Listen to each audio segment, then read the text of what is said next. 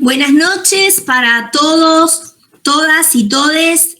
Es un enorme placer estar presentando este importante conversatorio.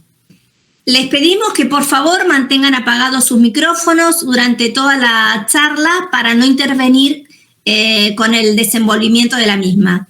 Y les recordamos que al finalizar el encuentro habrá un espacio para preguntas. Paulo Reglus Neves Freire nació el 19 de septiembre de 1921 en Recife, capital de Pernambuco, Brasil. Fue filósofo, político y pedagogo. Se especializó en alfabetización de adultos y fue uno de los más influyentes teóricos de la educación del siglo XX. Toda su vida fue un constante compromiso personal en pro de la liberación cultural de las grandes masas de oprimidos del tercer mundo. Su militancia política lo llevó a la cárcel y luego al exilio, cuando debió mudarse a Chile, a Estados Unidos y finalmente a Ginebra, donde trabajó en el Consejo Mundial de las Iglesias, a cuyo servicio peregrinó por África, Asia, Oceanía y América, con excepción de Brasil. Recibió el Premio Paz y Educación de la UNESCO. Plasmó su pensamiento en varios libros, entre ellos Pedagogía del Oprimido, un influyente trabajo que es considerado uno de los textos fundamentales del movimiento de pedagogía crítica. El Instituto Superior de Formación Docente, Polo Educativo INPA, la Asociación de Psicólogos Sociales de la República Argentina y el profesorado de la Universidad Nacional de Quilmes a los 100 años del nacimiento de Paulo Freire para recordar su obra y rendir homenaje a un educador que marca una profunda influencia en la educación popular de nuestro país, han organizado un ciclo de 4 conversatorios a desarrollarse uno cada 15 días. Hoy vamos a compartir el primero de ellos. Para abrir el encuentro, le paso la palabra a la profesora Alicia Zaraco, educadora popular y docente universitaria, vicerrectora del Instituto Superior de Formación Docente, Polo Educativo INPA.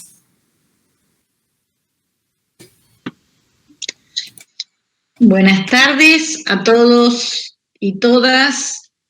Desde los profesorados populares INPA les damos la bienvenida a este ciclo de 4 encuentros que organizamos con la Asociación de Psicólogos Sociales de la República Argentina y los profesorados de la Universidad Nacional de Quilmes, en homenaje a estos 100 años del nacimiento del maestro de maestros, Paulo Freire. En esta oportunidad nos acompaña la compañera Ana Pagano, quien nos va a hablar sobre el texto de Pedagogía del Oprimido, un libro cuyas desgastadas páginas han sido leídas y releídas en todos los espacios de educación popular de nuestro país. Y luego el compañero Jorge Cardelli nos va a hablar de esa faceta menos conocida del autor, que es su gran militancia y su lucha política. Iniciamos entonces este espacio de escucha, de reflexión y de intercambio de opiniones que organizamos para el primero de los 4 conversatorios. Entonces, nuevamente, bienvenidos y muchas gracias. Muchas gracias, Alicia, por tus palabras. Como dijo la profesora, hoy contamos con la presencia de Ana Pagano. Ella es pedagoga y educadora popular, docente e investigadora universitaria, cuya presentación se denomina Freire y la pedagogía del oprimido.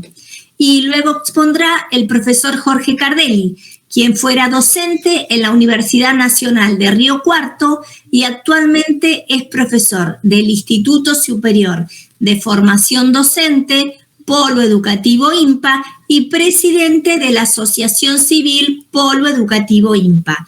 Él nos hablará sobre Freire y el pensamiento político. Dicho esto, los dejo con los disertantes. Muchas gracias por acompañarnos. Bueno, muchas gracias, Alicia, Elena, Polo Educativo IMPA, la Asociación de Psicólogos Sociales. Es una gran alegría compartir estas reflexiones a 100 años del nacimiento de quien fue un gran maestro mío también, porque di mis primeros pasos en la educación con sus textos, y sobre todo, además de un gran educador, intelectual, un militante político, social, educativo, un luchador social, ¿no? Y él es expresión de las grandes luchas latinoamericanas que vivimos en la década del 50, del 60 y del 70, y él con su compromiso político y social fue una parte muy importante de estas luchas que probablemente sin sus textos, sin su reflexión, sin su mirada político-educativa, digamos, no hubieran sucedido, bueno, la cantidad y calidad de experiencias educativas que tuvimos y hoy tenemos en América Latina, así que muy emocionada por participar de este encuentro. Y como, bueno, ya bien dijo la compañera Elena, Paulo Freire nace en el norte de Brasil, una zona pobre de Brasil, en Recife, en 1921, y se muere el 2 de mayo de 1997. Sus primeros trabajos comienzan a fines de la década del 40 y continúan en la década del 50 durante el gobierno de Getúlio Vargas. Y es interesante destacar que en ese contexto brasilero de la década del 50 había más de la mitad de la población analfabeta. En 1960 empieza un trabajo que va a ser clave en su vida, una práctica que va a ser clave en su vida cuando asume en la Secretaría de Extensión de la Universidad de Recife y funda el Movimiento de Cultura Popular. Desde allí Freire empezó una de sus principales actividades, por lo menos de sus comienzos, que tiene que ver con la alfabetización. Comienza una actividad de alfabetizar campesinos y campesinas en el nordeste brasileño a partir de una metodología que es su creación, una metodología que combina el aprendizaje, ¿no?, de las primeras palabras con la formación de conciencias críticas, que es lo que habitualmente llamamos la concientización. Es decir, mientras me voy alfabetizando y conociendo el mundo de los textos, de las palabras, también voy conociendo cuál es mi situación política, social y económica y reflexiono sobre ella. En ese sentido, Freire comienza y se multiplican estos núcleos de alfabetización, se fundan 20.000 núcleos de alfabetización que después fueron llamados círculos de cultura, muchos los conocemos como los círculos de cultura, y logra con esa metodología alfabetizar 3.000 campesinos y campesinas adultos. En 1963 es nombrado director nacional del Plan de Alfabetización, pero también, como decía la compañera, el golpe militar de 1964 lo obliga, bueno, primero es encarcelado, luego lo obliga a exiliarse en Bolivia, Chile, Estados Unidos, Europa. Vuelve a Brasil en 1980 y en 1988 asume como secretario de Educación del municipio de San Pablo. ¿Cuáles son las fuentes teóricas en las que abreva Paulo Freire? Bueno, es un mix. Tiene la presencia del marxismo, pero también está mediatizada con la óptica del cristianismo. Él era cristiano, también se asumía como un militante cristiano, y también ese mix está combinado con el humanismo, era un profundo humanista, y el nacionalismo popular latinoamericano. Su obra combina distintos escritos que en general, bueno, tiene 27 libros publicados y un sinnúmero de escritos alrededor de temas educativos, sociales y políticos. Es el pensamiento político de Paulo Freire el que da como comienzo, o fue clave o contribuye a la constitución de un amplio movimiento educativo sin precedentes de alcance continental, que es lo que hoy llamamos y seguiremos llamando educación popular. En ese gran movimiento de educación popular participan grupos, colectivos, militantes, organizaciones, partidos políticos que trabajan con una intencionalidad política transformadora, radicalizada en general, dentro del campo popular. Y la gran creación, o el gran aporte de Paulo Freire fue, por lo menos en sus comienzos en los años 60, es decir, mientras hacemos política, mientras militamos políticamente, también hacemos educación. Y mientras hacemos educación, también hacemos política. También, como decían en la presentación, el pensamiento político, educativo y pedagógico de Freire produjo una gran ruptura, quizás la más importante del siglo XX, teórica, política, pedagógica, que consiguió cuestionar y revertir pilares fundamentales de las concepciones educativas hegemónicas. Su discurso educativo construyó un campo de disputa con esos ejes vertebradores de los modelos educativos tradicionales y de este modo polemizó, disputó y en algunos casos se impuso a las prácticas sociales y educativas dominantes. Bueno, ¿de qué estamos hablando? Ya hablé de la concientización. Uno no se alfabetiza de una manera neutral, puede ir conociendo el mundo y conociéndose a sí mismo en ese mundo a través de la alfabetización. El saber popular, es decir, los que ingresan a una experiencia educativa de alfabetización no son ignorantes, no saben nada, ¿no? Portan un saber popular que es necesario para la educación poder retomarlo y considerarlo y legitimarlo. ¿Cómo se construye el conocimiento? Bueno, el conocimiento no es no es el educador portador de un conocimiento, de una verdad absoluta, sino que el conocimiento se construye colectivamente. Y en el vínculo pedagógico anida la dominación, otros de los descubrimientos de Paulo Freire, ¿no? La relación dominador-dominado, ¿no? Se teje entre educadores y educandos. Y es del vínculo pedagógico también el que nos va a permitir ir liberándonos.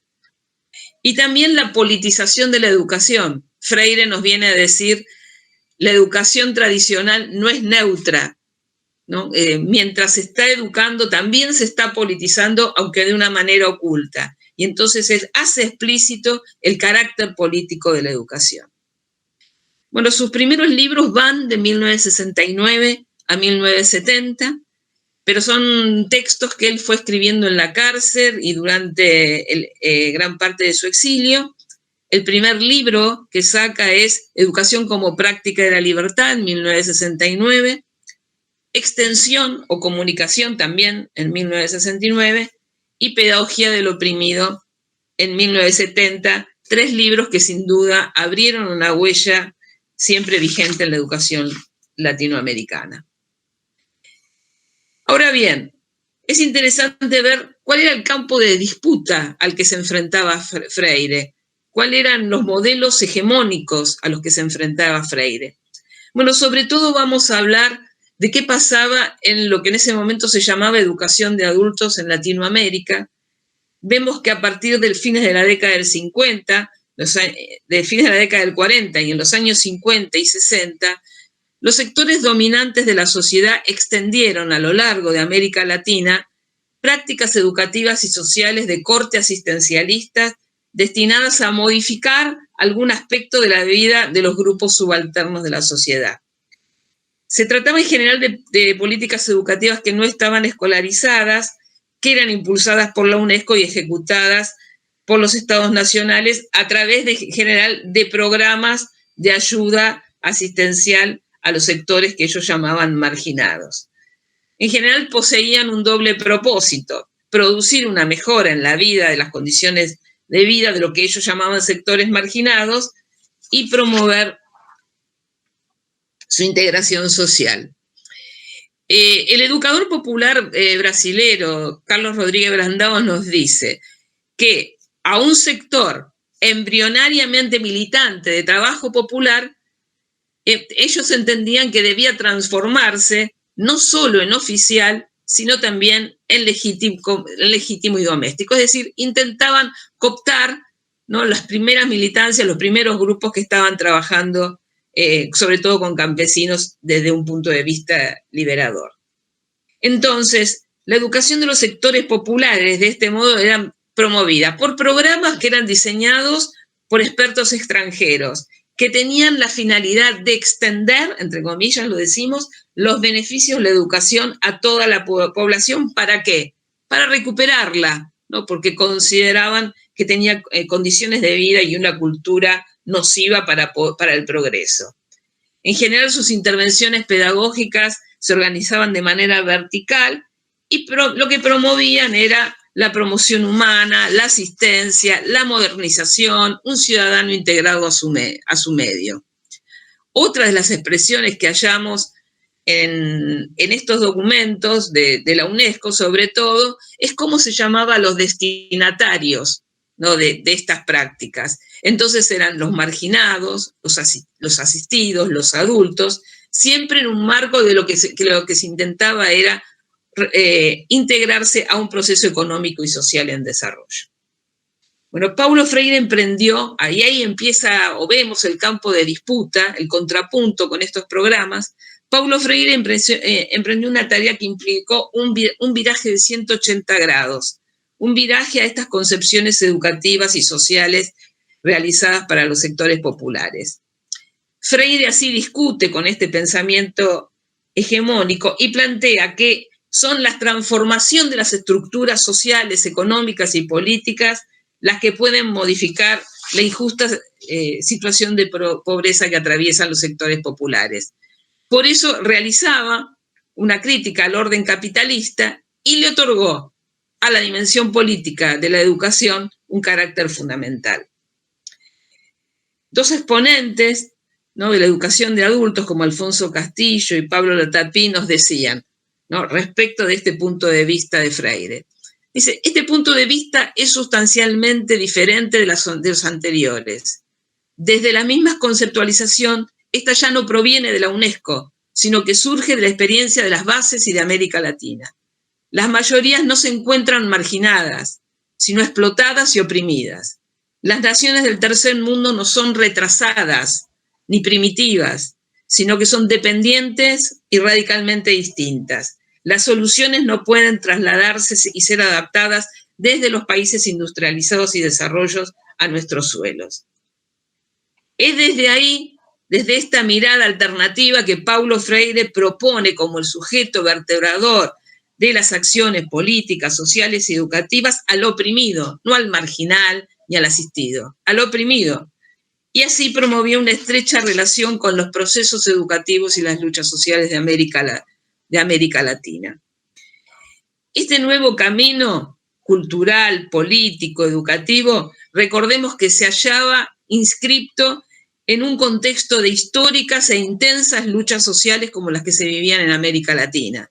La euforia del triunfo socialista de la Revolución cubana, los replanteos religiosos de grupos cristianos a favor de los pobres, a partir de la Conferencia de Medellín, realizada en el 68, la presencia de nacionalismos populares, los movimientos de izquierda. Entonces, fueron todos estos movimientos de izquierda, cristianos, por el socialismo, los que fueron impulsando a través de alfabetizadores, militantes populares, sacerdotes, laicos, este movimiento que comenzaba a llamarse Movimiento de Educación Popular en América Latina. Ahora, veamos cómo va construyendo Freire su pedagogía de la liberación. Comencemos con el prólogo de la educación como práctica de la libertad, donde allí Freire nos habla de las opciones, de los dilemas que los movimientos populares y los educadores populares tenemos que enfrentar. Ahí nos dice, este es el dilema básico que se presenta hoy, en forma ineludible, a los países subdesarrollados, al tercer mundo. La educación de las masas se hace algo absolutamente fundamental entre nosotros. Educación que, libre de alienación, sea una fuerza para el cambio y para la libertad. La opción, por lo tanto, está entre una educación para la domesticación alienada o una educación para el hombre sujeto, que el hombre sujeto ahí quiere decir el oprimido, el hombre en proceso de liberación. En extensión y comunicación está hablando del extensionista, que en general era como una especie de ingeniero agricultor que iba al campesinado a tratar de enseñarle distintas cuestiones que tenían que ver con su tarea. Y allí nos dice, nos parece que la acción extensionista implica la necesidad que sienten aquellos que llegan a la otra parte del mundo, considerada inferior, para a su manera normalizarla, para hacerla más o menos semejante a su mundo.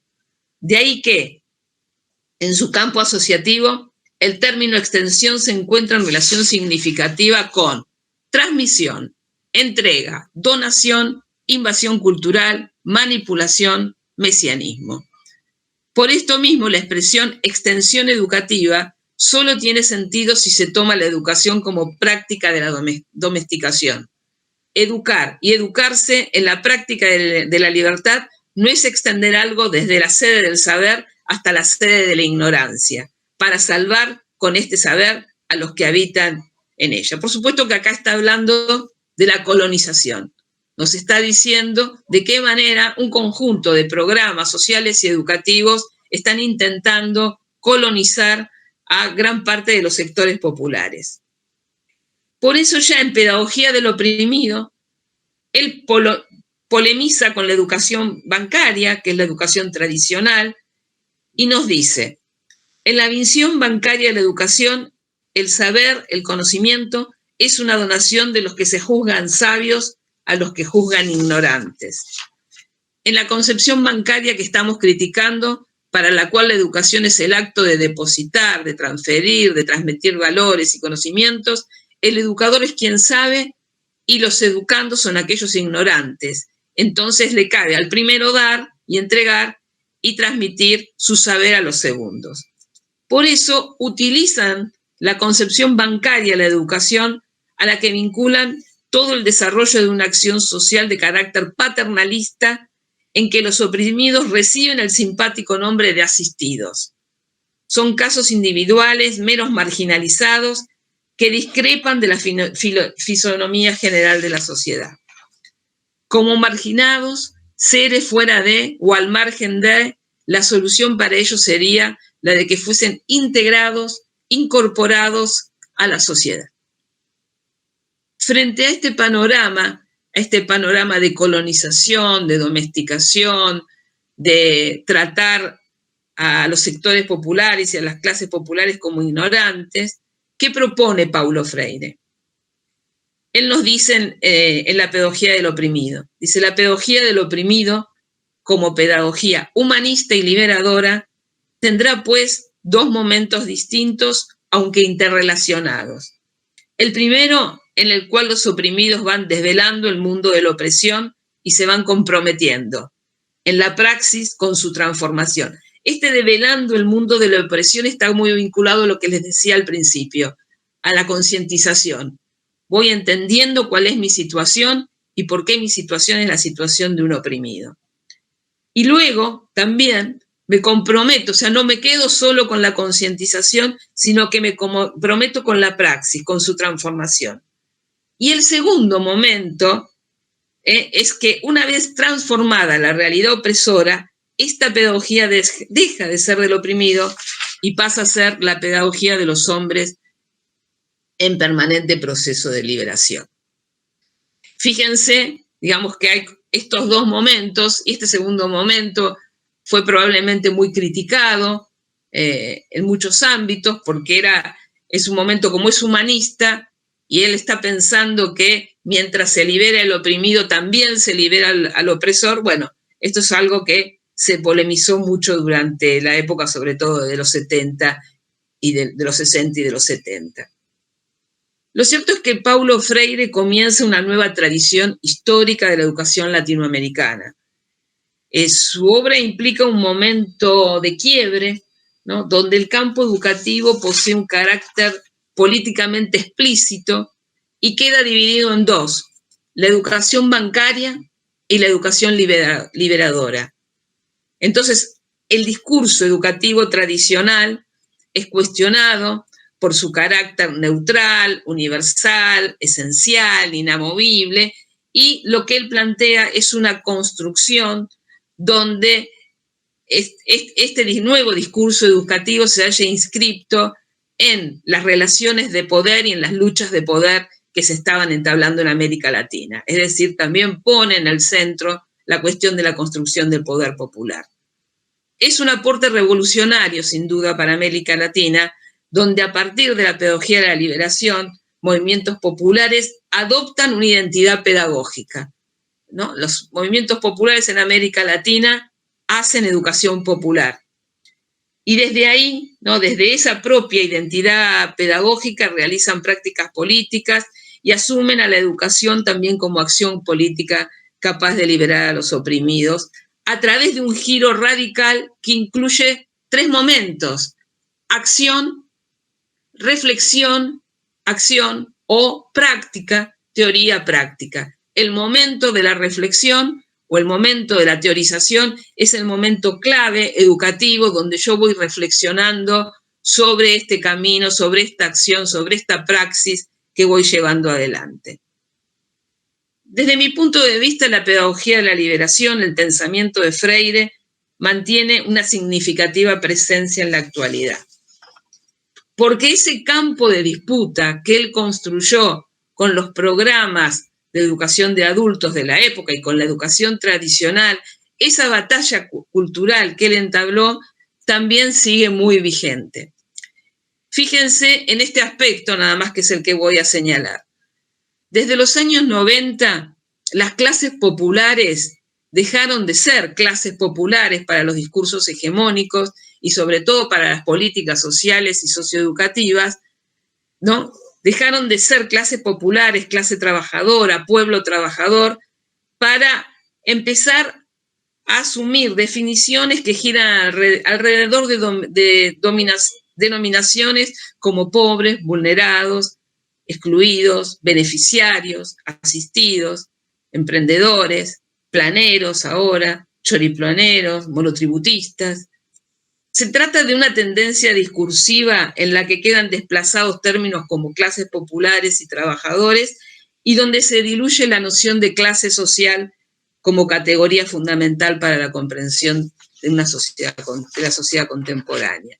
Entonces, al privilegiar estos términos como excluidos, pobres, asistidos, se le está asignando a los sectores populares una identidad social devaluada que deja de lado las interpretaciones vinculadas con la sociedad de clases y con el papel de los trabajadores y las trabajadoras en las sociedades de clase.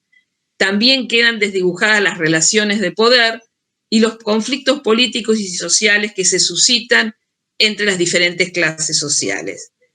Es un proceso que tiende a la despolitización, donde las clases populares son definidas sobre todo a partir de sus carencias, de lo que no tienen, de lo que no son. Y en este marco, por supuesto que se ven muy debilitadas las posibilidades de protagonismo político y de acción colectiva.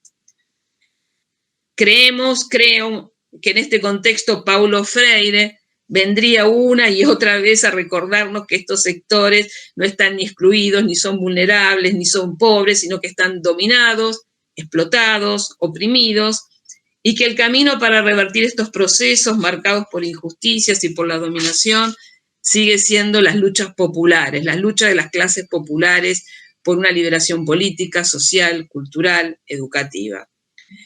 Por eso, hoy en nuestro suelo latinoamericano siguen un sinnúmero de organizaciones sociales, populares, empresas recuperadas, sindicatos, movimientos sociales, organizaciones feministas, colectivos culturales, movimientos de campesinos, entre otros, llevan adelante estas experiencias educativas, las de educación popular, recrean y discuten con el legado de Paulo Freire, porque se discute con el legado de Paulo Freire, pero de este modo, de alguna manera, también se renueva su pedagogía de la esperanza.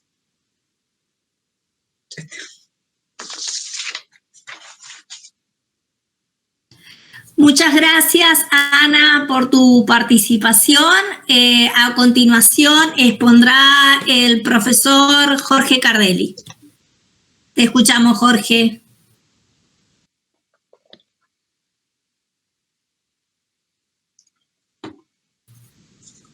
Estás muteado.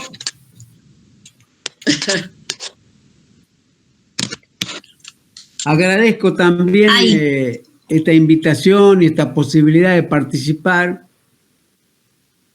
en este evento y tratar de tomar a lo largo de la exposición que haga esta dimensión de Freire que hace su protagonismo político.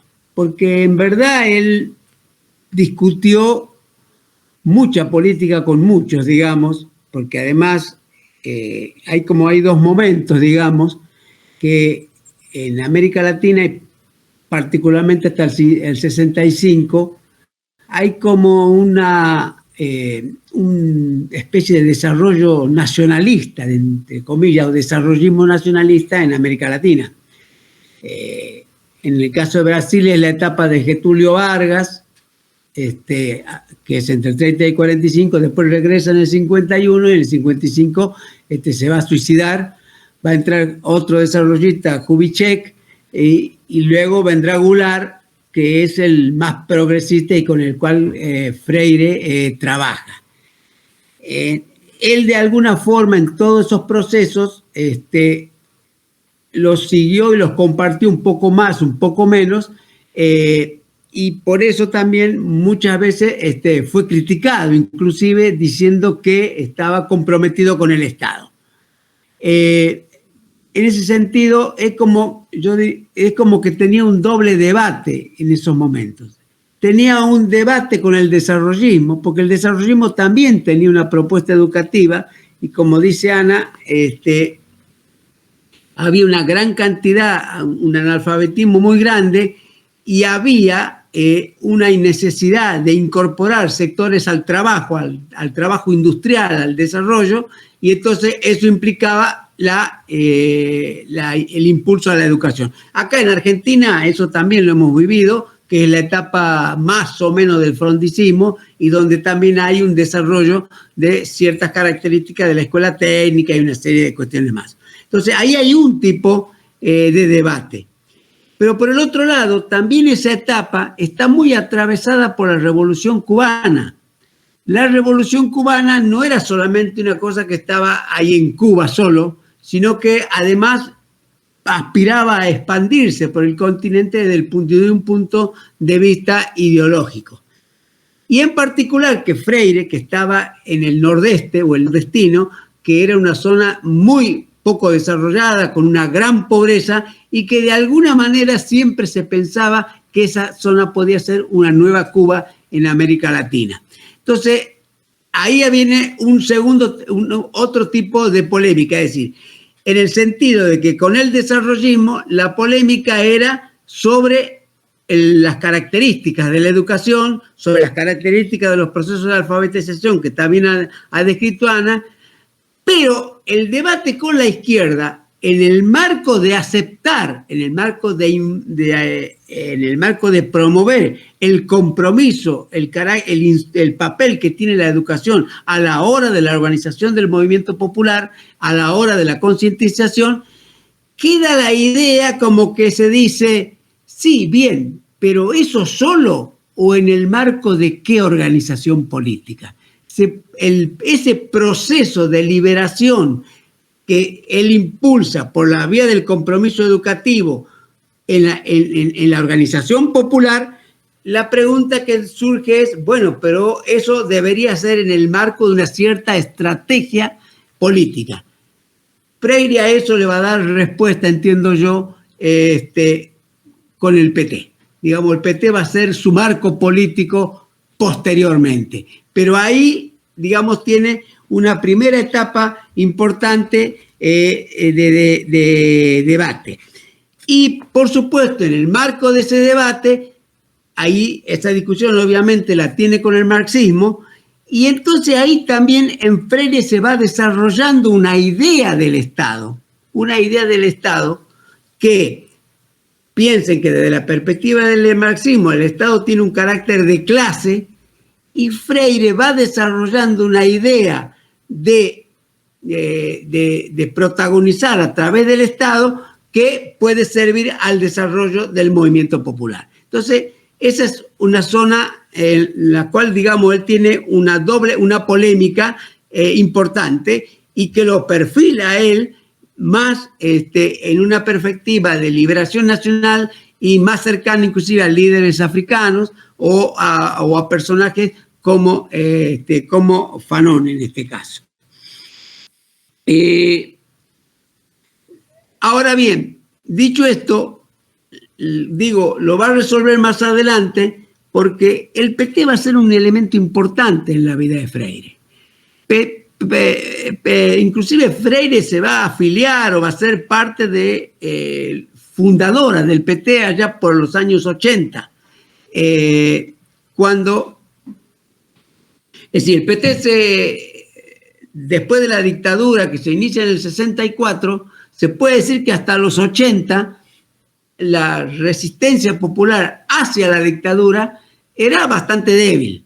Y por ahí, por el 78, aparecen algunas luchas obreras importantes en algunas fábricas, y entonces ahí se va a constituir el PT y también se va a constituir la CUT, la Central Única de Trabajadores de Brasil. Y entonces ahí Paulo Freire es uno de los primeros afiliados, de alguna manera, que lo hace, en este caso, al PT. Por supuesto, esto va a tener, digamos, un efecto importante cuando se produce la victoria en San Pablo, en el municipio de San Pablo, en el municipio de Erundina, donde ganan las elecciones, y entonces, bueno, ahí aparece como naturalmente que Freire tenía que ser su secretario de Educación. Ya de por sí él coordinaba en el PT, junto con Gadotti y alguno más, coordinaba el área educativa, digamos, de lo que era el PT. Pero la experiencia de San Pablo tiene una característica muy importante.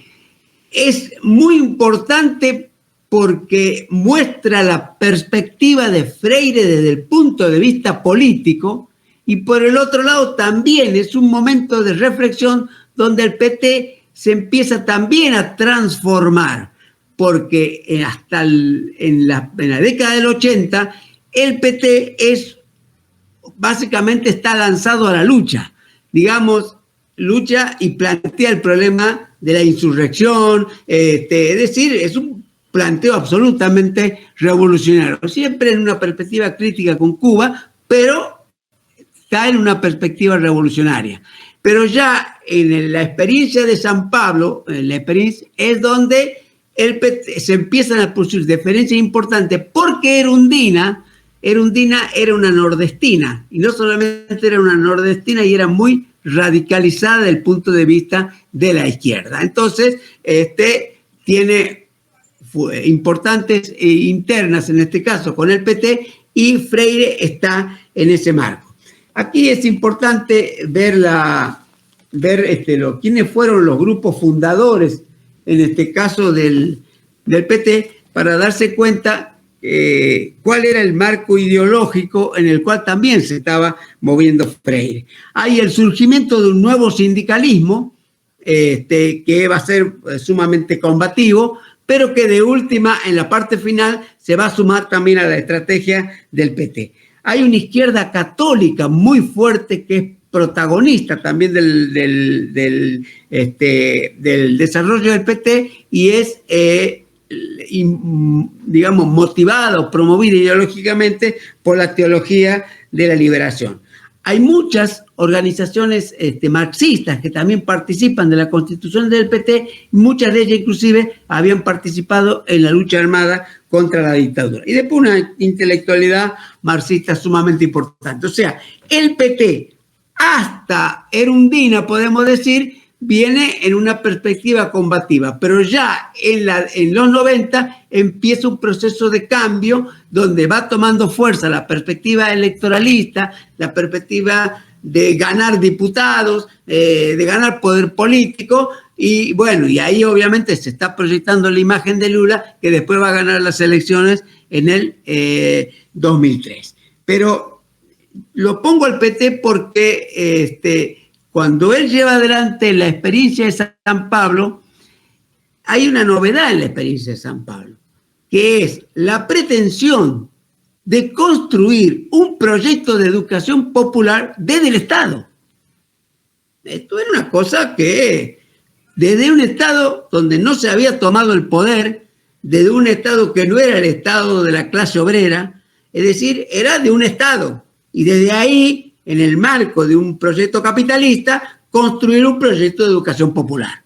Digamos, ahí es toda una novedad el planteo de Freire, porque no se había tomado el poder ni nada por el estilo, y llevar adelante un proyecto de educación popular es de suma importancia. Entonces aquí aparece con fuerza una idea, bueno, que tiene la característica del proyecto que ellos llevan adelante, que es un proyecto que hace enormemente eje en lo que es la participación, en lo que es la descentralización, en lo que es la autonomía, en lo que es la participación inclusive de la comunidad. Y él inclusive ahí sufre una derrota importante, porque él impulsaba la elección del director de la escuela por la vía de la comunidad. Él decía, la comunidad se tiene que apropiar de la escuela. Es decir, ahí estamos viendo ya un Freire mucho más político, con un proyecto político de cómo tenía que ser el sistema educativo. La comunidad tiene que ser la dueña, en este caso de la escuela. Digo la dueña, obviamente con los docentes, con los estudiantes y con la comunidad. Esa batalla él la pierde, pero era su posición. Todos los otros proyectos que se implementan desde ahí, desde el municipio de San Pablo, son proyectos de amplia participación. Por ejemplo, el movimiento de transformación curricular, también participan profesores universitarios, pero también hay reuniones con la comunidad educativa, donde esas reuniones primero van a elaborar los temas hacer un debate sobre las necesidades, después van a sistematizarlas, organizarlo, sistematizar todo lo que esos debates y luego puesta nuevamente a disposición de la comunidad. Es interesante porque en esta perspectiva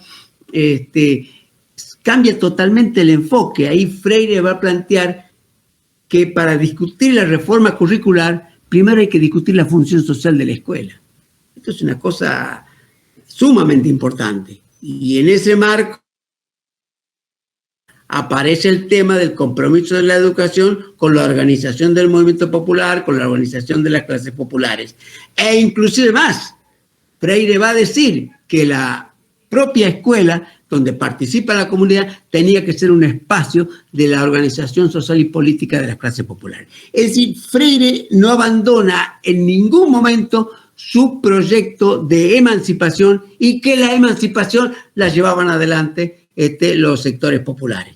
Entonces, en ese sentido, hay un desafío grande, y él no va a terminar el mandato, no va a terminar ese ministerio, va a renunciar antes, y bueno, y esa renuncia está ligada a la gran cantidad de internas que había ahí, porque el propio PT, que está sufriendo un proceso de transformación, que lo ve a Freire, digamos, entre comillas, muy izquierdista, muy popular, entonces empiezan a cuestionar. También lo cuestiona el gremio docente, hay que decirlo, no fueron los docentes grandes amigos, en este caso de Freire, lo cuestionan, y obviamente ya la gestión de Iraundina, que la primera mitad podemos decir que está muy embarcada, porque también tenían consejos populares en el plano de la salud, varios consejos populares barriales, y había una experiencia de mucha democratización. Todo eso se va a ir modificando para ir a un esquema bastante más negociado. O sea, Freire en este caso va a renunciar, va a continuar su jefe de gabinete de asesores, pero y bueno, esa renuncia tiene dos interpretaciones. Hay algunos que van a decir, el Freire la justifica así, esto digamos por una parte, que él la justifica diciendo que él es una persona que tiene una gran llegada por que mejor dicho, que le escriben de muchísimos lados, que le piden su participación, le pide que vaya a dar conferencias, que escriba libros, que presente, que haga escritos y demás, y no está pudiendo hacer nada. Y que eso a él era también era lo que más le gustaba. Y por consiguiente quería volver a esa actividad académica que estaba llevando.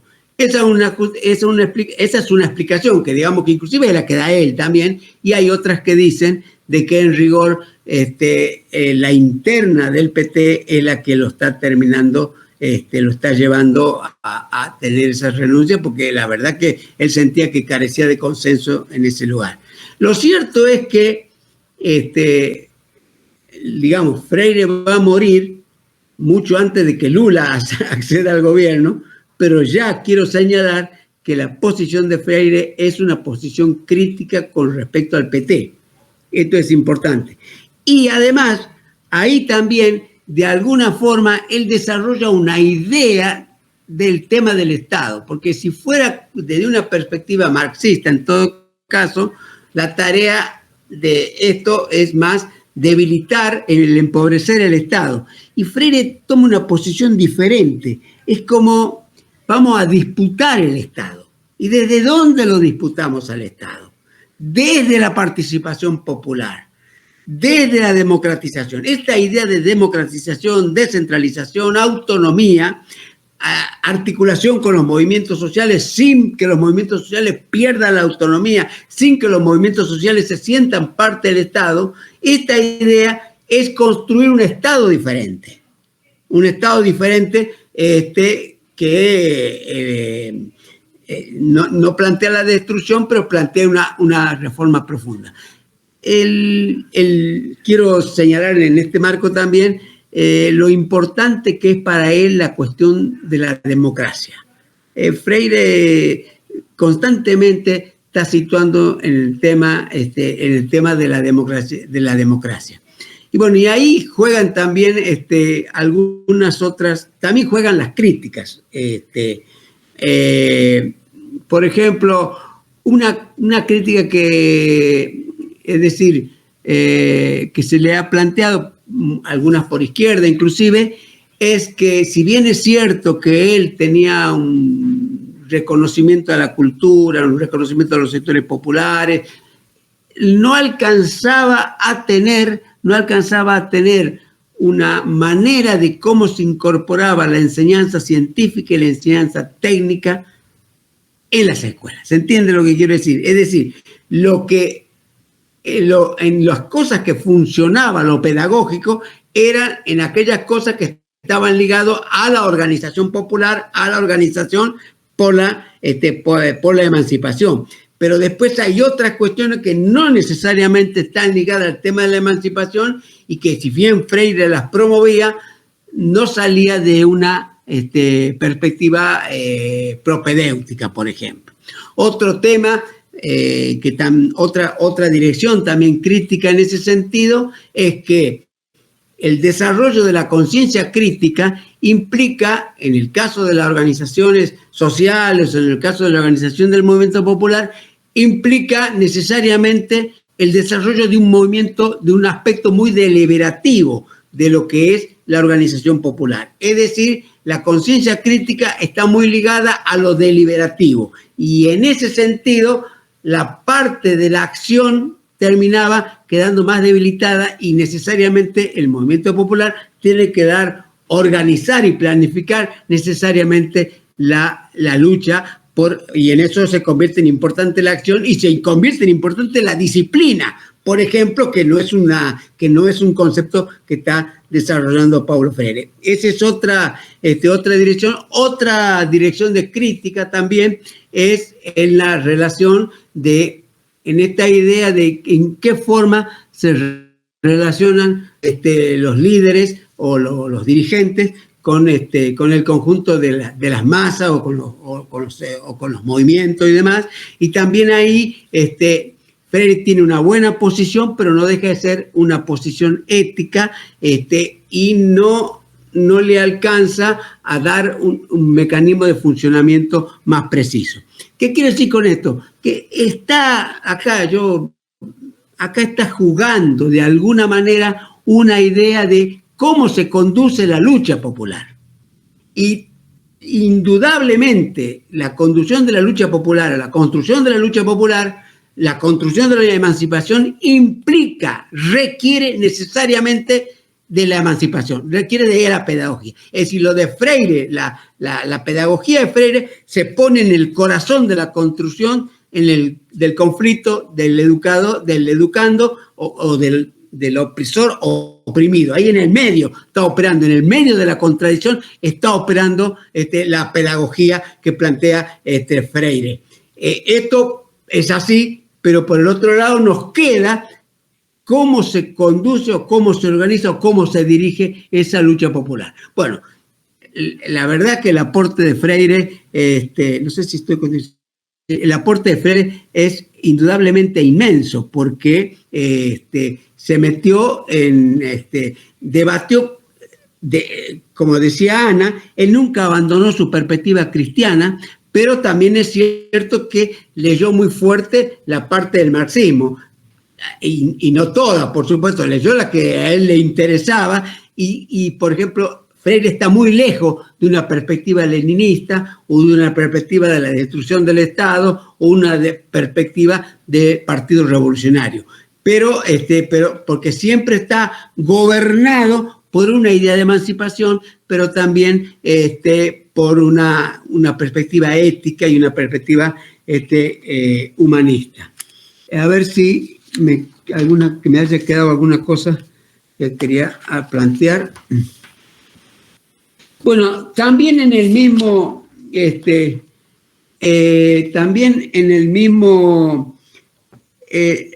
el mismo tema está el tema del sujeto político, porque también acá seguimos estando en el marco de la misma discusión, el famoso sujeto político.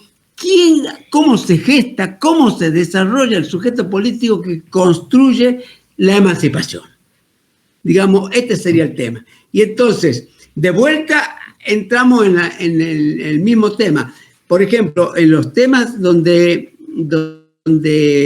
está el tema de la conciencia, él trabaja la idea de la conciencia campesina o de la conciencia intransitiva, trabaja el tema de la conciencia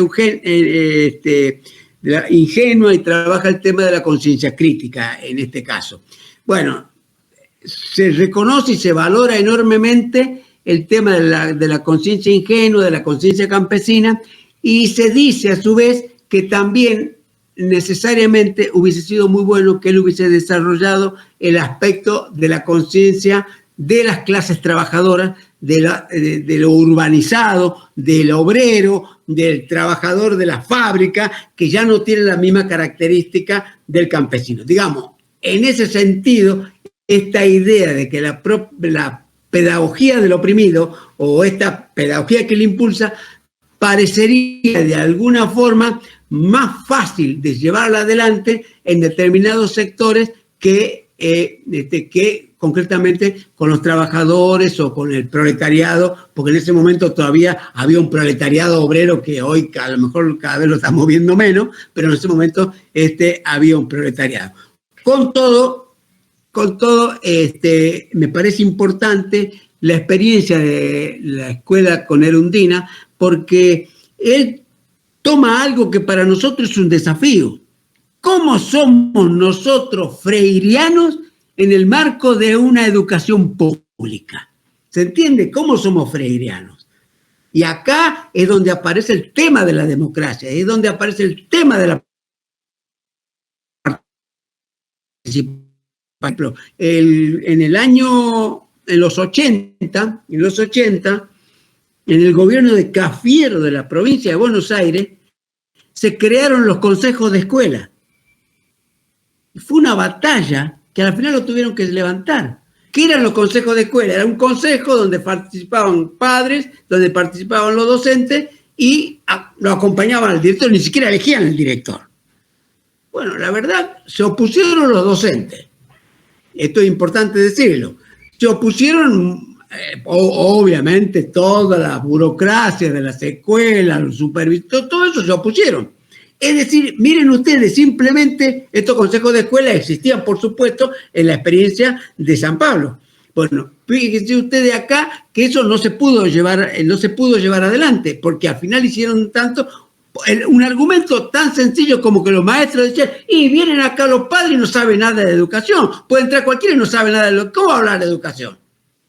Las mismas posiciones que se reflejaban allá en San Pablo cuando cuestionaban la participación de los consejos de escuela. Es decir, el tema de la participación, el tema de la democracia, es una cuestión trascendente, digamos. Acá, en todo caso, nosotros la vemos en los bachilleratos populares, pero realmente si acá en este país nosotros quisiéramos organizar la educación para adultos de una manera global en el país, en cada una de las diferentes regiones, lo primero que tendríamos que hacer es buscar un mecanismo de democratización que todo de participación en la gestión, porque en el caso de la experiencia de San Pablo, el gobierno de toda la gestión educativa implicaba la participación de diferentes núcleos, más los funcionarios del gobierno, en fin. Entonces, bueno, para sintetizar, yo creo que Freire tiene una virtud notable porque su propuesta pedagógica, además, ya Ana desarrolló la idea del diálogo, la idea de pensar la educación, el proceso de educación como un proceso de conocimiento. Es decir, uno educa, digamos, uno no transfiere conocimiento, el que se está educando conoce, y ese conoce de manera compartida con quien le está enseñando, y ese conocer de manera compartida implica el diálogo. Es una idea realmente notable en este caso.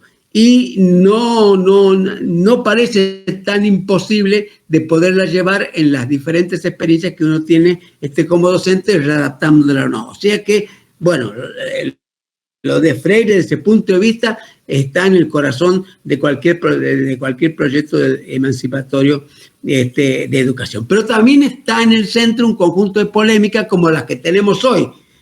Hoy no tenemos esa polémica. Directamente la educación es neoliberal, es absolutamente jerárquica, es absolutamente autoritaria, no se puede discutir nada directamente en este caso. Así que, bueno, en todo caso, yo creo que el pensamiento freiriano tiene mucha vitalidad como para aportarnos para la construcción de un proyecto emancipatorio en el plano educativo y, bueno, y que obviamente tendría que ser emancipatorio en un sentido también más amplio, porque no es fácil que acá te den un lugarcito para que puedas llevar las cosas adelante. Te pueden dar un lugarcito en la medida que son cosas chicas. Cuando se expande un poco más la construcción de poder popular, también empezás a ser cuestionado. Bueno, dejo por acá nomás. No sé si está bien el tiempo, ¿no? Sí. Bueno, muchas gracias, Jorge. La idea es que puedan conversar entre Ana y Jorge algunos temas que han sido expuestos y después finalmente tener un espacio de preguntas. Así que, bueno, invitamos al diálogo a los expositores. Bueno, no sé qué le puedo decir a Ana. Bueno, no, nada. No se peleen. No, es que es una cantidad y calidad de ejes, dimensiones, problemas que es inabarcable realmente. Muy, digamos, da para días de discusión. Simplemente traigo un recuerdo, quizás este recuerdo sirva para animar un poco el debate, la discusión. Nosotros, cuando digo nosotros, nosotras, educadores y educadoras populares, en los años 80, sobre todo cuando nos reencontramos en el 83, a partir de la finalización de la dictadura cívico-militar, empezó un debate en el seno, ¿no?, del movimiento de educación popular respecto del rol de la escuela pública. Es decir, si íbamos a antagonizar con la escuela pública, íbamos a decir en la escuela pública todo es mera reproducción, por lo tanto, digamos, la verdadera educación se da en los ámbitos de educación popular, que eran ámbitos no escolarizados, en los territorios, también en los sindicatos. Bueno, ahí empieza incipientemente una discusión que se daba también en otros países de América Latina, y la tendencia en general era que con la escuela no se podía trabajar porque era un ámbito estatal, un ámbito de reproducción de la cultura dominante, y que, bueno, nosotros teníamos que trabajar para la liberación nacional, social, y hasta que, bueno, eso no sucediera, la escuela no podía transformarse. Y hubo, de cualquier manera, había grupos que estábamos trabajando en ese sentido, sobre todo los que trabajábamos, como yo, en educación de jóvenes y adultos, y hubo un punto de inflexión clave en los años 90, es decir, frente al ataque del Estado hacia la escuela pública, frente al desmantelamiento de la escuela pública, hubo que resignificar esos debates, porque como el neoliberalismo iba por todo, y también iba por la escuela pública y por la privatización de la escuela pública, como educadores y educadoras populares tuvimos que empezar a tener otros posicionamientos, acercarnos más a los sindicatos docentes, trabajar con escuelas públicas como para poder garantizar ciertos procesos de escolarización, y nacieron nuevas experiencias de educación popular en ese marco. Es decir, experiencias como, por ejemplo, los apoyos escolares, los espacios de acompañamiento hacia las escuelas, que eran experiencias de educación popular destinadas a poder sostener la escolarización y a la escuela pública en un momento de ataque brutal hacia la escuela. Bueno, esos debates, si bien siguieron en muchos colectivos, digamos, la realidad nos pasó por encima, podría decirlo de esa manera, y bueno, y tuvimos que afrontar esa nueva realidad con otras herramientas conceptuales. Ya la pedagogía crítica había empezado a entrar en escena, es decir, la educación no era solo reproducción, sino que también había espacios en el interior de la escuela como para poder modificar. Bueno, puedo seguir hablando de esto, pero por ahí lo que quería señalar, y en función de los años también, porque son más o menos los años donde Freire es ministro de Educación en San Pablo, y ahí, bueno, no teníamos internet, no era un momento de comunicación fácil, nos llegaban las noticias de que estaba haciendo Freire en San Pablo, pero tampoco sabíamos demasiado. Entonces, bueno, simplemente quiero recrear ese momento de gran debate y de quiebre, ¿no?, en el movimiento de educación popular frente al Estado y frente a la educación pública. No sé si, Jorge, ¿me querés decir algo? No. Lo tomo lo que... A ver, a lo que quiero llegar es lo siguiente. La propuesta de Freire, que todo el mundo dice, bueno, no, queremos hacer una educación pública y popular. Digamos, esa sería la manera, con eso lo pateamos al reproductivismo y decimos, no, nosotros queremos una escuela pública, pero que no reproduzca las clases dominantes o los trabajadores para la clase dominante, sino que sea realmente popular.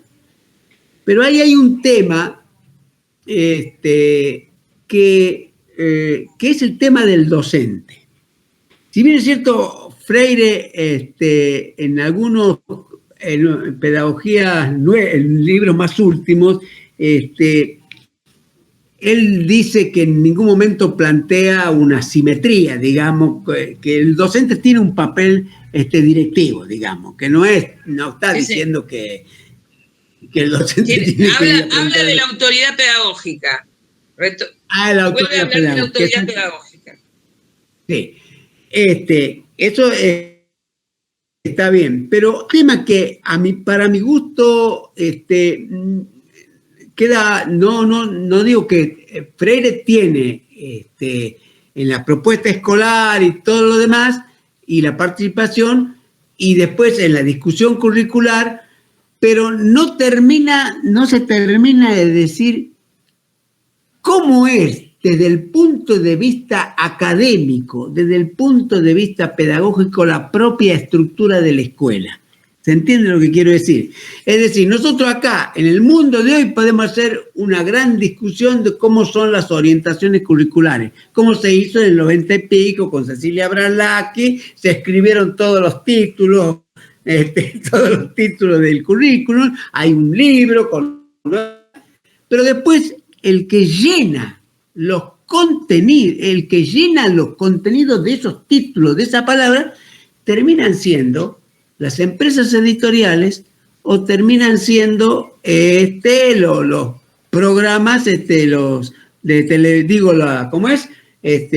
televisión, digamos, tranquilamente. Entonces, el docente, y en la actualidad más todavía, termina envuelto en una serie de títulos y en una serie de condiciones que vienen de afuera, y la escuela no genera ningún mecanismo ni siquiera para ponerse a discutir el valor de los nuevos títulos o el valor de una nueva propuesta de enseñanza, nada por el estilo. O sea, hay una realidad de que necesariamente esta nueva escuela que queremos construir debería darle al educador, mejor dicho, promover, pues yo no creo que el educador esté tan desesperado por hacer lo que yo digo, promover un tipo de protagonismo donde la escuela tenga una mayor densidad, si se quiere, académica o científica o la que sea. Eso me parece que sería avanzar de alguna manera, en la idea de lo que tendría que ser una educación pública y popular. Porque ahora cualquiera que dice, no, queremos hacer una escuela de educación pública y popular, esto lo dice cualquiera, pero después lo que pasa en el aula y demás cosas, eso no está en discusión. ¿Se entiende lo que quiero decir? No. Entonces, en ese sentido, yo creo que hay que pensar en un debate ya sea cuando uno trabaja con unas disciplinas determinadas, los debates de carácter didáctico o la ideología pedagógica que nos esté gobernando este propio proceso. En ese sentido, como digo, es como que Freire pega un empujón grande en el sentido del protagonismo, pero no es cierto que está cerrado lo producido por Freire. ¿Se entiende lo que quiero decir? En el marco de lo producido por Freire, necesariamente se puede profundizar. Y la dirección de profundización, para mí, debería avanzar en una organización escolar, digamos, donde haya un mayor nivel de producción de conocimiento, de producción intelectual por parte de los propios educadores. Bueno, hay experiencias en Argentina y en América Latina que tienen por lo menos esa orientación. Tampoco sé si lo logran o no lo logran, pero digamos de alguna manera las escuelas del MST en Brasil, las escuelas acá de los bachilleratos populares vinculadas a la educación de jóvenes y adultos, algunas universidades que empezaron un camino de ser universidades populares, bueno, como la que tiene el MOCASE en este momento. Es decir, hay algunos caminos que intentan combinar, ¿no?, el rol de la comunidad y del movimiento social y del territorio con la escuela pública estatal. Son experiencias micro, es decir, ¿Se pueden extender? Bueno, eso seguramente es una pregunta que habrá que hacerla en contextos determinados. También es cierto que en la educación de jóvenes y adultos siempre fue posible, ¿no?, en los programas de alfabetización o en las primarias o en las mismas secundarias, trabajar con alternativas freirianas al interior de la escuela, por muchas razones. Una es que no tienen una supervisión tan estricta. Por otro lado, los docentes, muchos vienen de la educación popular e intentan hacer transformaciones al interior de la escuela. Por supuesto que son experiencias que se dan en determinados barrios o en algunos distritos, que están impulsadas por algún supervisor, no se pueden generalizar, pero bueno, es una vía como para ir pensando de qué manera, bueno, se pueden ir democratizando ciertos espacios, donde a lo que vos decís, que es el tema de los consejos escolares o los consejos de escuela, bueno, podríamos decir que las experiencias asamblearias, ¿no?, en el MST, en los bachilleratos populares o en el MOCASE, o inclusive me ha tocado en alguna investigación ver cómo en algunos CENS estatales también incorporan a la educación popular. Por ahí estamos hablando muy en la jerga de los que estamos en el sistema educativo, disculpen, ustedes después nos preguntan de medio de qué estamos hablando, pero estamos hablando del sistema educativo y cómo se gestan algunas alternativas en algunas escuelas públicas. Pero bueno, la masividad que puede tener Freire en el municipio de San Pablo, bueno, por ahora eso no está a la vista, seguro que no está a la vista. Bueno, ahí te digo que la observación que le hacen a Freire, de que si no hay una perspectiva política que empuje eso, bueno, o mejor dicho, le preguntan, ¿cuál es la perspectiva política? Y yo te dije hace rato, Freire la va a responder en los años el PT. Es decir, Freire se afirma en el PT, porque el PT conduce el municipio de San Pablo. Y toda la primera parte, él comparte Erundina, que era la versión radicalizada del PT, también. Entonces, toda esa experiencia participativa está, de alguna manera, está bancada políticamente. E inclusive tiene el coraje de decir que quiere la descentralización. Por ejemplo, en el momento donde hay un discurso neoliberal brutal, que andaban empujando la municipalización, e inclusive el ministro de San Pablo, digamos San Pablo provincia, lo llama y le dice, Freire, queremos hacer la municipalización acá también en San Pablo y queremos que usted, que está de acuerdo con la descentralización, nos muestre que nos avale en esta cuestión. Y Freire le dice, mire, yo no creo que se pueda hacer una municipalización por decreto. Previamente habría que discutir con el conjunto de los educadores, con los conjuntos de la comunidad, si realmente quieren la municipalización y qué municipalización se quiere. Porque ahí hay tres conceptos que juega. Freire juega con el concepto de descentralización y con el concepto de autonomía.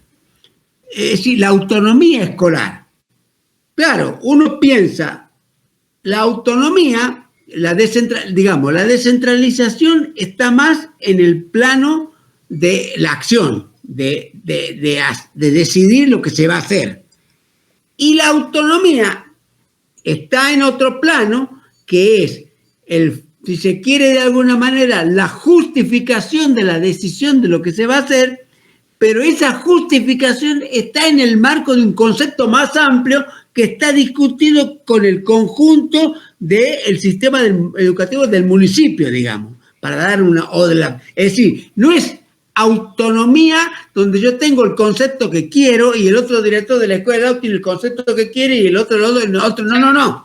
Hay un enfoque conceptual pedagógico compartido y hay un marco para un enriquecimiento propio del enfoque conceptual en esa escuela o en ese lugar y después correspondientemente las decisiones compartidas. Nada que ver con el proceso de municipalización donde directamente le tiraban las escuelas a los municipios y la decisión, bueno, qué sé yo, la decisión es, ¿cómo es? Ejecución descentralizada. Digamos, vos hacés lo que tendría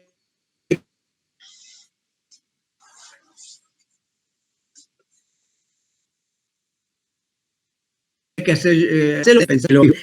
Y en el modelo económico federal y toda una serie de cuestiones, en realidad ni hay descentralización ni nada por el estilo, porque de alguna forma hay una directividad nacional o monopólica, si se quiere, que está dirigiendo el conjunto de la educación. Por ejemplo, tanto en el plano curricular, y bueno, y después las provincias, las cuestiones de poder las resuelven las propias provincias. Yo designo al ministro, yo designo a los secretarios, tengo determinados mecanismos de cosas, pero la orientación pedagógica global la están garantizando desde acá del Ministerio de Educación Nacional. Bueno, y el hecho es que hay un esquema de evaluación de la educación que es absolutamente nacional y que eso termina condicionando los mecanismos curriculares de cada una de las escuelas, ¿no?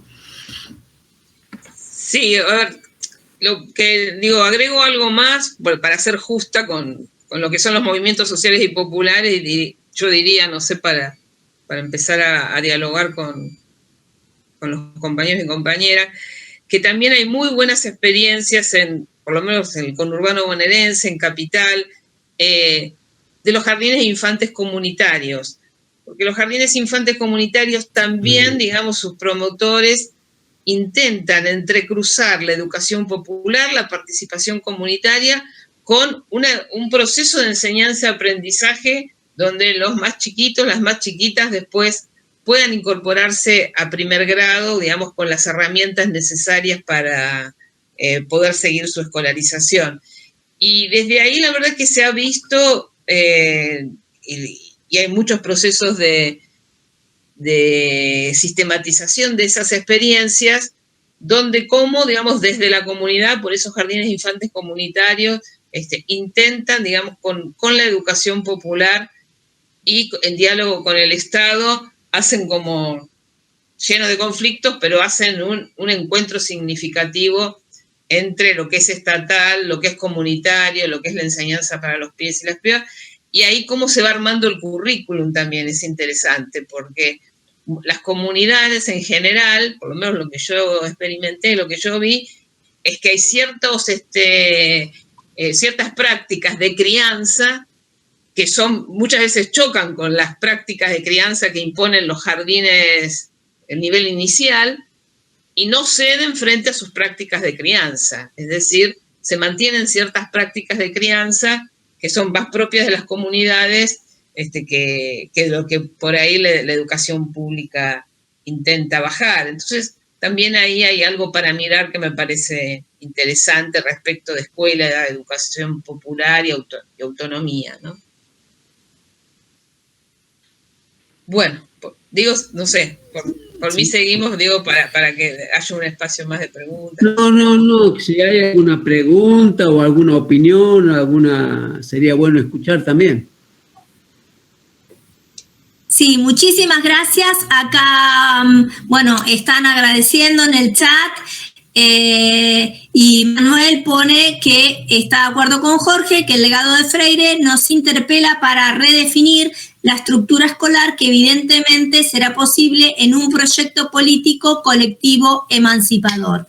Así que, bueno, invitamos a que vayan abriendo los micrófonos o a poner alguna pregunta en el chat para abrir este espacio de diálogo de unos minutos y poder ir cerrando algunas cuestiones o va a cerrar en el sentido abrir o en el sentido de por ahí poder evacuar alguna consulta o algo que hayan dicho los expositores y que no se haya entendido completamente por este marco del que hablaban de la especificidad de la docencia. Así que, bueno, en lo educativo. Así que, bueno, dicho esto, abrimos para que puedan interactuar con los expositores. Muchas gracias.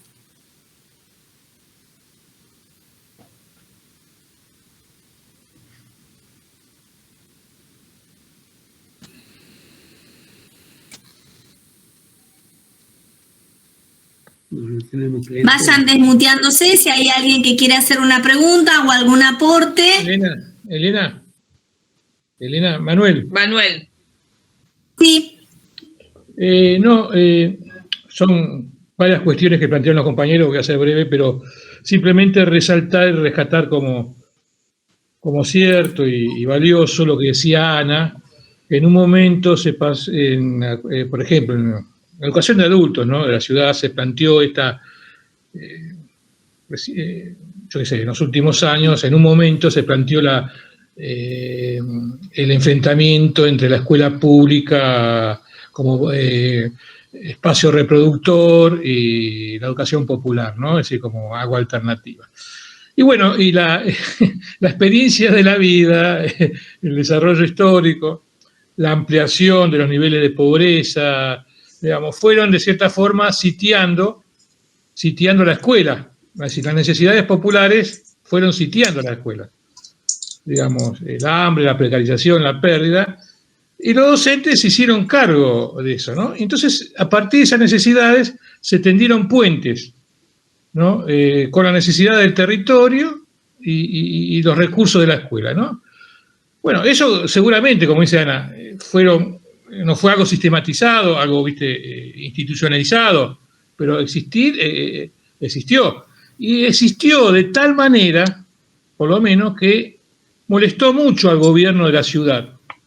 Como por ejemplo cuando la escuela se transformó en un centro promotor de los derechos humanos, en el caso Maldonado, o cuando participó activamente en la aprobación de la ley de legitimación del aborto. Esto, inclusive, hubo persecuciones, pero eso, digamos, se da, es decir, y bueno, y ya no se discute esto de los bachilleratos populares de la escuela pública, salvo algunos sectores, es decir, pero, digamos, que esto es una realidad posible de profundizar este camino de articulación y de darle una sistematización y una institucionalización mayor. A eso me refería. Muchas gracias. Están aprobados los dos. Gracias, Manuel. Muchas gracias. Acá. Somos todos docentes. Perdón. Mucho freire. Sí, yo apunté con una pregunta en más o menos el mismo sentido que venía Manuel, o sea, a ver qué posibilidades ven ustedes de que podamos en la Argentina avanzar con algún proyecto colectivo emancipador para la escuela, generar un cambio que tanto necesitamos en el sistema educativo, considerando que gran parte del problema es la resistencia de los propios docentes, ¿no?, y del sistema en su conjunto. No, desde mi punto de vista, un proyecto político emancipador es un proyecto macro, Alicia, o sea, por lo menos desde mi perspectiva, quiero decir, es un cambio político radical que se tiene que dar, digamos, en la política, en distintas áreas. Por eso las experiencias que estamos describiendo son microexperiencias, o sea, son algunos bachilleratos populares, algunos jardines comunitarios, algunos centros de adultos, pero ya tan general, por lo menos desde mi perspectiva, es una experiencia macrosocial.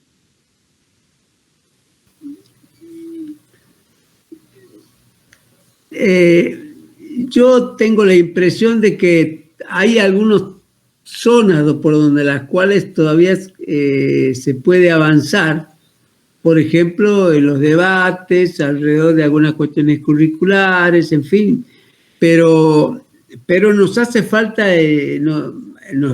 un proyecto. Es decir, yo lo que veo que no es tan fácil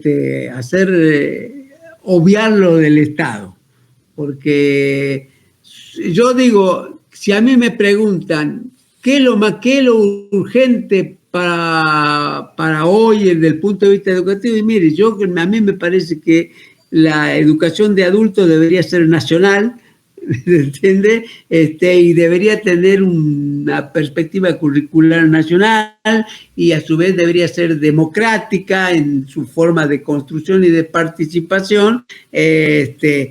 Bueno, y eso tendría que tener, y además pensar la función social que tiene, porque es educación de jóvenes y adultos, y a su vez ligada al tema de la incorporación a los procesos sociales de, qué sé yo, los 7, 8 millones de trabajadores informales que tenemos. En fin, hay todo un mundo de cosas que podrían generarse, o mejor dicho, o que podría contribuir un proceso nacional de educación para adultos, para dar un ejemplo. Y eso sin el Estado Nacional hoy me suena como imposible, porque ni siquiera figura en la cabeza, y bueno, no quiero ser crítico, pero hoy estamos planchados desde el punto de vista, ya llegamos al máximo, digamos. Tenemos la paritaria nacional docente, se discuten los salarios, y punto, y bueno, no hay más. No hay más nada. Por ahí aparece algún proyecto de secundario de la escuela de acá de la ciudad, pero no hay más nada, ya está todo dicho. Entonces, bueno, ahora hemos tenido un poco de discusión por el tema de la pandemia, pero acabada la pandemia como que está todo dicho. Entonces, insisto, el tema del Estado no es una cuestión secundaria. Yo en eso me inclino en el sentido de que solo desde el Estado se puede trabajar para la democratización del Estado. Digamos, solo de la intervención del Estado hacia los demás se puede trabajar para la democratización de ese Estado. Si no, esto es imposible. Si acá los bachilleratos populares y las experiencias crecieran mucho, las retas se las cortan en 2 días. Porque hasta ahora, porque tiene un volumen manejable y bueno, dejan. Pero si eso adquiriera un volumen mucho mayor, se la cortan en 2 días. Sí, también es cierto que los únicos bachilleratos populares reconocidos son los de la ciudad, porque en el resto del país no hay bachilleratos populares reconocidos, es decir... Sí, en provincias sí. Provincia de Buenos Aires. Sí. Oporto reconoció algunos, sí. Después ya no, pero en la época de Oporto. ¿Con POF? ¿Con qué? ¿Con sueldos? Con la planta orgánico funcional. Mirá, no soy muy especialista en el tema, pero recorrí algunos que podían, que tenían egresados que se convirtieron en CENS en realidad. Claro, no fueron reconocidos como bachilleratos populares. Los únicos son de capital. Lo que hicieron es, para poder cobrar sueldo, se convirtieron en CENS. Sí, es otra cosa. El CENS no es un bachillerato popular. Pero ellos siguen igual siendo un bachillerato popular y con la misma dinámica de un bachillerato popular. Lo único que tienen es que burocráticamente, pero los que yo conozco siguen siendo un bachillerato popular. Claro, lo que pasa es que lamentablemente en todo el país el bachillerato popular ha sido resistido para incorporarse al Estado. O sea, los que se lograron validar son los que se arrebataron al Estado en la ciudad de Buenos Aires en una época determinada. Hace unos pocos años se consiguieron algunos más, pero sin sueldo. Y en el resto del país no hay reconocimiento. No sé la experiencia de Tierra del Fuego, Jorge, pero me parece que ahí se reconocieron como bachilleratos populares. No, sí, perdón. Esa luego, sí. Esa es muy buena porque el que es hoy gobernador había sido el intendente de Río Grande, creo, y ya ahí empezó el reconocimiento de los bachilleratos populares. O sea que hay un reconocimiento como bachillerato, inclusive han llegado. Pero los de provincia de Buenos Aires, por lo menos los que yo conozco, siguen con su dinámica de bachillerato popular, aunque formalmente son un CENS. Ahora, respecto de la pregunta que hacía Alicia, bueno, el proyecto emancipador, desde mi punto de vista, estamos muy lejos, pero fíjense que cuando se aprueba la ley de educación nacional y la obligatoriedad de la secundaria, digamos, lo que puso a disposición el Ministerio de Educación de la Nación fueron 2 o 3 programas, digamos, para incentivar la inclusión, entre comillas, de los adolescentes a la secundaria, que no dio ningún resultado, porque tenemos la mayoría de los pibes y de las pibas afuera del secundario, ni que hablar ahora en la pandemia, pero hay un 40% de pibes que no terminan la secundaria, de los cuales la mayoría pertenecen a los sectores populares. Es decir, después de más de 15 años de obligatoriedad de la secundaria, no han podido, no han querido, desde mi punto de vista, encontrar estrategias y políticas como para poder, no hablemos de emancipación, hablemos simplemente de una mera inclusión en la escuela pública y que puedan terminar la secundaria. Entonces, por ahora yo, más que las experiencias microsociales, desde el punto de vista macrosocial, lo veo muy, muy lejano. Pero bueno, todo puede ser.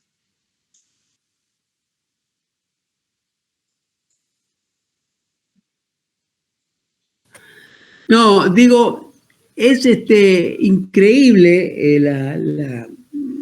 la cantidad de lugares por donde puede arremeter, si se quiere, de alguna manera la educación popular. Pero yo lo que creo que sí se puede, pero se tendría que hacer desde algún lugar. A lo mejor nosotros, del INPA, podemos encabezar de alguna, porque habría que construir un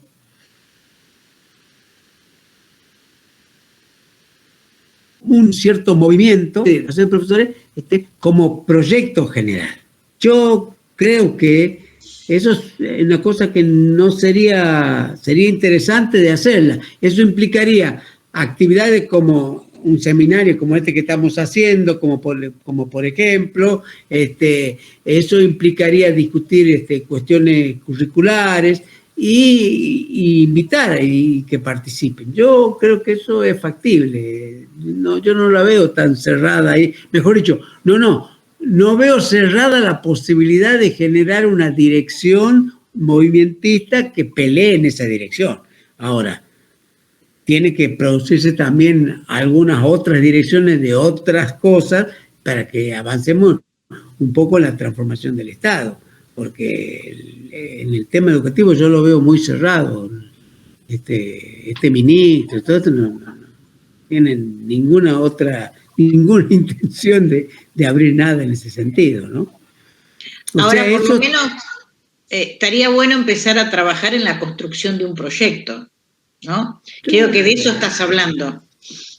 Sí, de trabajar, de construir un proyecto, de una idea, de qué hacer desde el Estado con todo esto.